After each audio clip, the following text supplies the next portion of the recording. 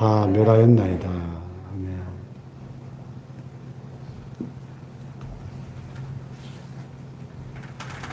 네, 하나님의 진노의 심판이 임할 때 참 두려운 날이죠. 주의 진노의 날 11절에 또 22절에 여호와께서 진노하시는 날에는 이런 표현이 있는데요. 예. 우리가 요한계시록을 공부해 보면 이 마지막 때에 전 세계 온 땅에 거하는 모든 자들에게 임할 7년 대환란에 무시무시한 하나님의 그 진노의 심판들이 일곱 인의 재앙, 일곱 나팔의 재앙, 일곱 대접의 재앙. 뒤로 갈수록 점점점 그 심판의 강도가 강해지는 7년 대환란의 창세 이후 최대의 그 환란의 때를 예언하고 있습니다. 하나님의 진노가 임할 때 그 진노의 낯을 피할 자가 없다는 거죠. 여호와께서 진노하시는 날에는 피하거나 남은 자가 없나이다 그랬어요. 우리가 정말로 두려워해야 될 것은 이 하나님의 진노죠. 그래서 하나님의 진노의 심판이 임하는 그 환란의 날에 요구되는 것은 부르짖는 기도죠. 그래서 여기 18절에 그들의 마음이 주를 향하여 부르짖기를 딸 시온의 성벽아 너는 밤낮으로 눈물을 강처럼 흘릴지어다 그랬습니다. 환란의 날에 우리에게 필요한 한 가지는 주를 향하여 부르짖는 기도, 눈물을 밤낮으로 강처럼 흘리는 눈물의 기도, 회개의 기도, 진노 중에도 긍휼을 잊지 아니하시는 하나님의 긍휼에 호소하는 길밖에 없는 것이죠. 네. 그래서 예레미야는 딸 시온의 성벽을 향하여, 성벽이 무슨 눈물을 흘려요. 그런데 예루살렘의 성벽들을 향해서도 너는 밤낮으로 눈물을 강처럼 흘릴지어다 이렇게 호소합니다. 스스로 쉬지 말고 내 눈동자를 쉬게 하지 말지어다. 예루살렘 그 성 안에 거하는 모든 백성들을 향해서 외치는 거죠. 초저녁에 일어나 부르짖을지어다. 초저녁에. 초저녁은 하루를 마감하는 시간이고 쉬는 시간인데 초저녁에도 쉬지 못하고 일어나 부르짖으라는 것입니다. 내 마음을 주의 얼굴 앞에 물쏟듯 할지어다. 여러분, 진정한 기도의 본질이 무엇인가를 보여주는 참 귀한 구절이죠. 기도가 뭐냐? 우리의 마음을 주의 얼굴 앞에 물 쏟듯이 쏟아놓는 것이 기도다 하는 거예요. 아멘. 오늘 이 새벽에도 하나님 앞에 우리의 마음을 주의 얼굴 앞에 물 쏟듯이 쏟는 그 기도가 하나님 보좌를 흔들고 하나님을 감동시키고 기적의 응답을 가져오는 줄로 믿습니다. 네.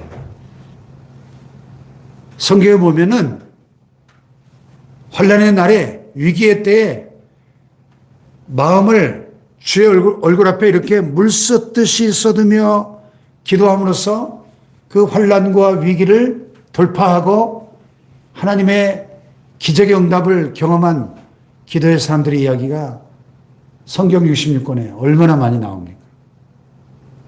예. 결혼 생활 20년 넘게 아이를 낳지 못해서 그 고통과 슬픔이 있었던 한나가 하나님 앞에 그 마음을 물 쏟듯이 쏟으며 자기의 원통함을 아뢰을 때 그 기도가 하나님께 응답되어 위대한 선지자 사무엘이 탄생한 줄로 믿습니다. 예. 히스기야가 죽을 병에 걸렸을 때, 사형 선고를 받았을 때 얼굴을 벽으로 향하고 통곡하며 하나님 앞에 살려달라고 그 마음을 물 쏟듯이 쏟으며 기도할 때, 이사야가 최후 통첩을 알리고 그 성문을 미쳐 빠져나가기도 전에 하나님의 응답이 이사야에게 임합니다. 내가 내 기도를 들었고 내 눈물을 보았다고 히스기야에게 전하라. 내가 내 생명을 15년을 연장하리라. 할렐루야. 마음을 물쏟듯이 쏟는 그 기도가 하나님의 마음을 움직이고 하나님의 마음이 움직일 때 기적이 일어나는 것입니다. 할렐루야. 네. 에스더가 민족 말살의 위기 앞에서 3일을 먹지도 않고 마시지도 않고 금식하며 죽으면 죽으리이다. 일사각오의 신앙으로 하나님 앞에 생명 걸고 금식하며 기도할 때 페르시아 대제국의 왕의 마음이 감동을 받고 왕 앞에 나아갈 때 왕의 허락 없이 왕 앞에 나아가면 그건 죽는 거예요. 그 당시에 고대 사회의 왕의 권력은 절대적인 거 아닙니까? 아무리 사랑받는 왕비라도 왕이 부르지도 않았는데 왕의 어전에 함부로 나아가는 것은 그건 죽음을 당할 수도 있는 일인데, 목숨 걸고 나아갈 때 그 페르시아 왕의 크세르크세스, 그죠? 그 아하수에로 왕의 마음이 감동을 받아가지고 에스더가 너무너무 사랑스러워 보이는 거예요. 그 마음이 어디서 왔어요? 그 생명을 건 기도의 응답으로 하나님이 왕의 마음을 움직인 것입니다. 할렐루야. 그럼 왕의 마음을 누가 움직일 수 있어요, 세상에? 누가 왕의 마음을 이래라 저래라 할 수 있냐고요. 여러분, 이것이 마음을 물 쏟듯이 쏟으며 기도하는 기도의 능력인 것입니다. 할렐루야. 저와 여러분의 기도가 하나님의 마음을 감동시키고 하나님의 마음을 움직이는 물 쏟듯이 기도하는 기도가 될 수 있기를 축복합니다. 이 예레미야 애가세 보면 참 구구절절 애간장을 다 쏟아넣는 그 예레미야의 처절한 슬픔과 그 간절함이 느껴지죠.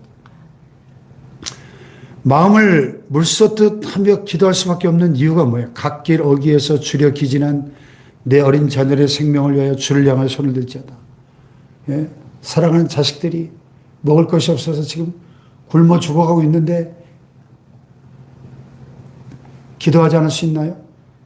이런 혼란의 날에는 두 손을 들고 하나님 앞에 부르짖을 수밖에 없는 것이죠. 할렐루야. 여호와여 보시옵소서. 주께서 누구에게 이같이 행하셨는지요. 여인들이 어찌 자기 열매 곧 그들이 낳은 아이들을 먹으며, 예루살렘이 겹겹이 포위돼 가지고 먹을 것이 없어놓으니까 여자들이 자기가 낳은 자식을 막 삶아 먹는 거예요. 눈이 뒤집혀가지고 너무 배가 고프니까. 끔찍한 비극이죠. 제사장들과 선지자들이 주의 성소에서 죽임을 당합니다. 하나님께 제사하고 분향하고 예배드리는 그 거룩한 성소에서 제사장들과 선지자들이 비참하게 칼에 맞아 피를 흘리며 죽어갑니다. 늙은이와 젊은이가 다 길바닥에 엎드러지고 처녀들과 청년들이 칼에 쓰러지고, 주께서 주의 진노의 날에 죽이시되 긍휼히 여기지 아니하시고 도륙하셨나이다.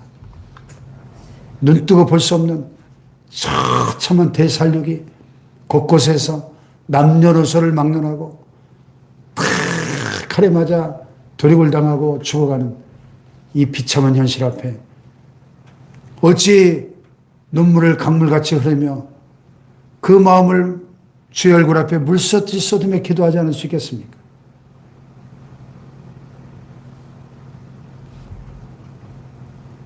오늘 이 시대의 현실을, 영적 현실을 바라볼 때 정말 우리의 마음을 주의 얼굴 앞에 물 쏟듯이 쏟으며 기도하는 기도가 필요한 시대인 줄로 믿습니다.